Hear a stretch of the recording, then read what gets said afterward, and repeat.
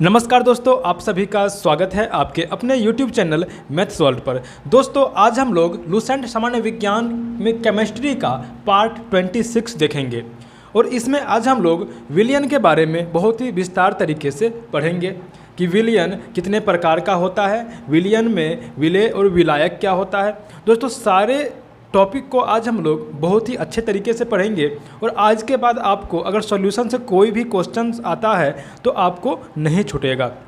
दोस्तों ये जो मैं आपको सीरीज चला रहा हूँ आपके लिए लूसेंट फिजिक्स और केमिस्ट्री का सीरीज, दोस्तों ये ग्रुप डी के एग्ज़ाम के लिए काफ़ी इंपॉर्टेंट आपके लिए साबित होगा क्योंकि इस बार ग्रुप डी में 25 क्वेश्चंस केवल साइंस से आने वाले हैं।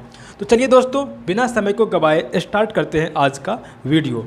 तो सबसे पहले अगर हम लोग सॉल्यूशन के बारे में यानी विलयन के बारे में बात करें तो विलयन क्या होता है, सॉल्यूशन क्या है।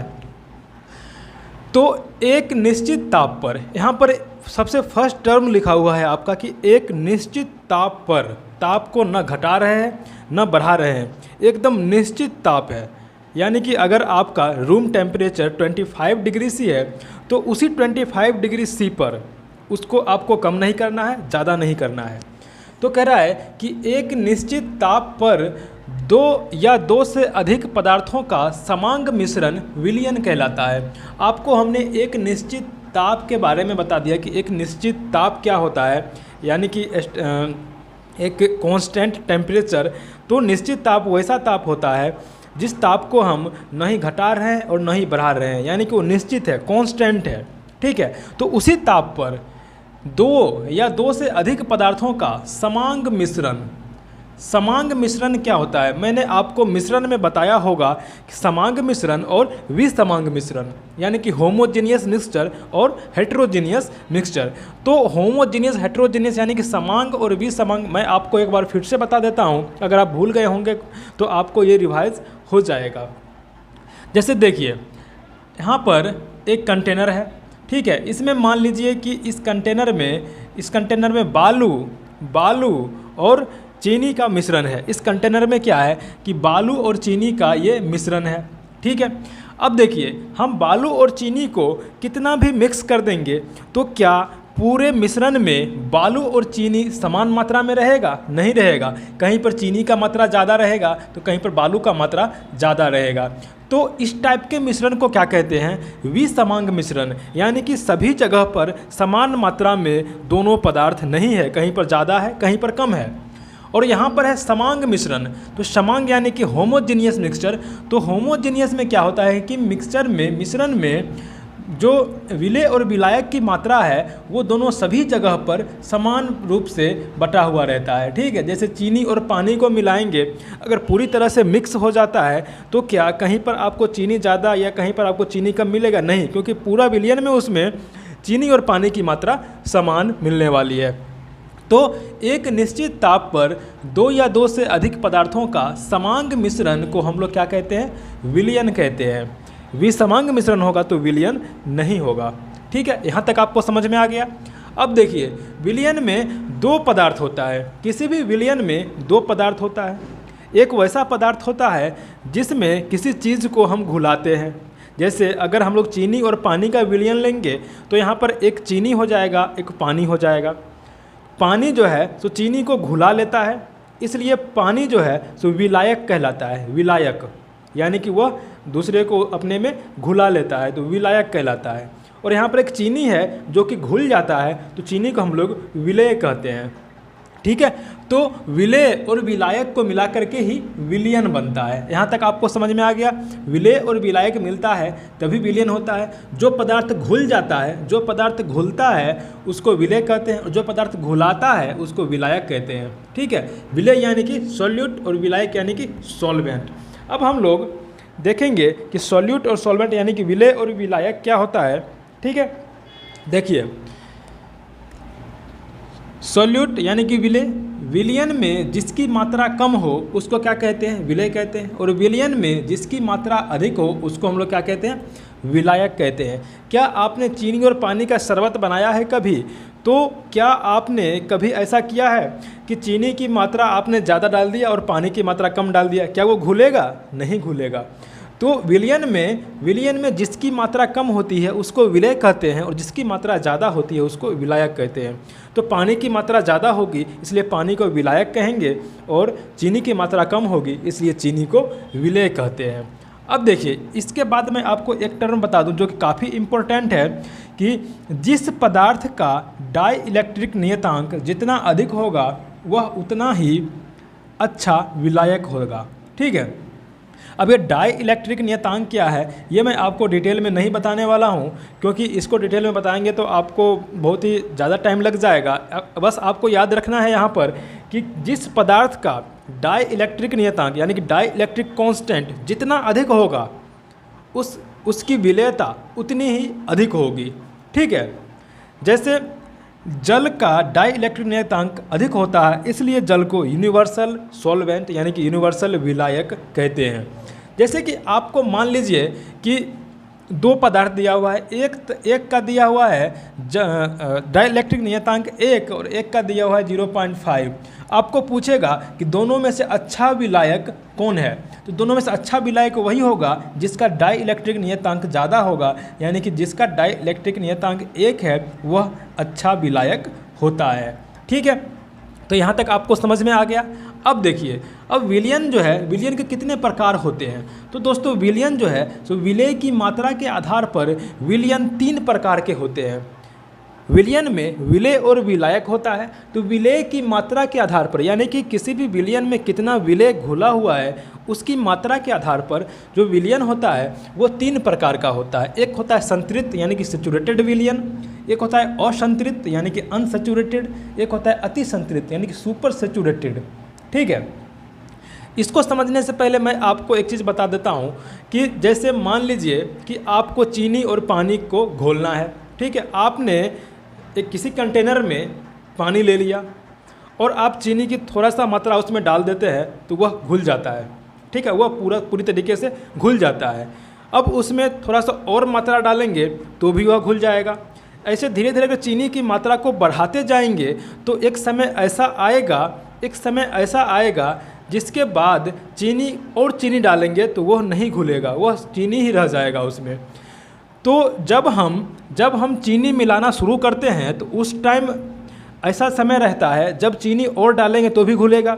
तो इस समय जब चीनी और डालेंगे तो भी घुलेगा, तो वैसे विलयन को असंतृप्त विलयन कहते हैं। ठीक है, क्योंकि ये असंतृप्त है, इसमें और चीनी डालेंगे तो भी घुलेगा। लेकिन एक समय ऐसा आएगा जब चीनी की अधिकतम मात्रा उसमें घुल जाएगी, अब उसमें एक्स्ट्रा चीनी डालेंगे तो नहीं घुलेगा। तो उस समय का जो विलयन होगा जिसमें और एक्स्ट्रा चीनी डालने पर घुलेगा नहीं, उसको बोलते हैं संतृप्त विलयन। अब क्या होगा कि अब उसी टेम्परेचर पर और चीनी ज़्यादा नहीं घुलेगा, तो हमको क्या करना पड़ेगा कि टेम्परेचर को थोड़ा सा बढ़ाना पड़ेगा। जैसे ही टेम्परेचर बढ़ाएंगे तो विलायक जो है वो चाहेगा कि और चीनी घुला ले। ठीक है, तो टेम्परेचर बढ़ा करके हम लोग और चीनी को उसमें घुला सकते हैं। आपने चीनी का चाशनी बनाया होगा, तो चाशनी में क्या करते हैं कि चीनी बहुत ज़्यादा डाल देते हैं और टेम्परेचर बढ़ाते हैं तो क्या होता है वो घुल जाता है। तो इसमें क्या है कि जितना संतृप्त विलयन में जितना चीनी था उससे अधिक मात्रा में चीनी घुला देंगे टेम्परेचर बढ़ा करके, तो जो विलयन प्राप्त होगा उसको बोलते हैं अति संतृप्त विलयन। चलिए देखिए, अब हम लोग तीनों को देखते हैं। यहाँ पर संतृप्त विलयन क्या होता है कि निश्चित ताप पर बना ऐसा विलयन जिसमें विलेय पदार्थ की अधिकतम मात्रा घुली हुई हो। विलेय पदार्थ की अधिकतम मात्रा घुली हुई हो यानी कि अब उससे ज़्यादा उस ताप पर नहीं घुलेगा, तो वैसे विलयन को संतृप्त विलयन कहते हैं। और संतृप्त में क्या है कि निश्चित ताप पर ही विलेय की और अधिक मात्रा घुलाई जा सकती है। उसी ताप पर विलेय की और अधिक मात्रा घुला सकते हैं, उसको बोलते हैं असंतृप्त। और अति संतृप्त होता है कि विलयन को संतृप्त करने के लिए जितनी विलेय की मात्रा होती है उससे अधिक घुली हुई हो। ठीक है, यानी गर्म करके हम उससे ज़्यादा को घुला दिए तो वो अति संतृप्त हो गया। ठीक है, अब देखिए एक टर्म आता है विलेयता। किसी भी विलायक की विलेयता कितनी है उसको हम लोग कैसे निकालेंगे।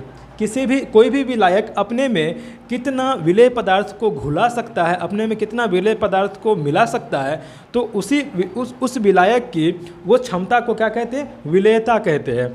जैसे किसी निश्चित ताप पर और दाब पर 100 ग्राम में 100 ग्राम विलायक में घुलने वाली विलेय की अधिकतम मात्रा को क्या कहते हैं? विलेयता कहते हैं। किसी निश्चित ताप और दाब पर 100 ग्राम विलायक में, यहाँ पर क्या है 100 ग्राम विलायक में घुलने वाली विलेय की अधिकतम मात्रा को क्या कहते हैं? विलेयता कहते हैं। विलेयता मतलब होता है W स्मॉल w बटा कैपिटल W गुना 100। यहाँ पर स्मॉल w क्या है? स्मॉल w जो है सो विलेय की मात्रा है। स्मॉल w क्या है? विलेय की मात्रा है, और कैपिटल W विलायक की मात्रा है, और गुना 100। यहाँ पर लिख देता हूँ मैं आपको, स्मॉल w जो है सो विलेय की मात्रा है, और कैपिटल W जो है सो विलायक की मात्रा है। ठीक है, आपको याद रहेगा।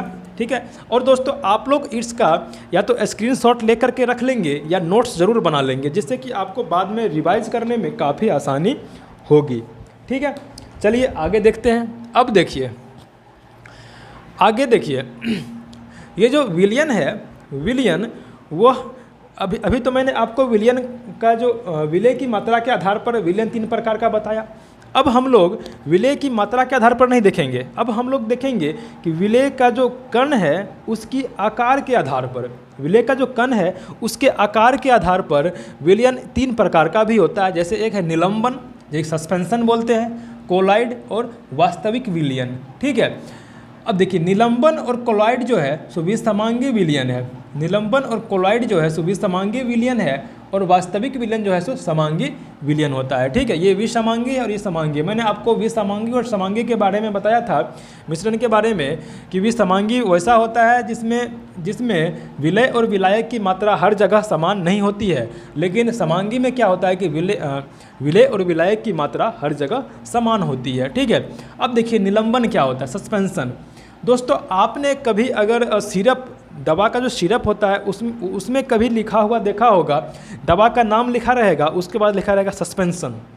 क्या लिखा रहता है? सस्पेंशन, यानी कि निलंबन। तो निलंबन छोटे आकार के कण जो विलायक में घुले नहीं होते परंतु नग्न आँखों से दिखाई देते हैं।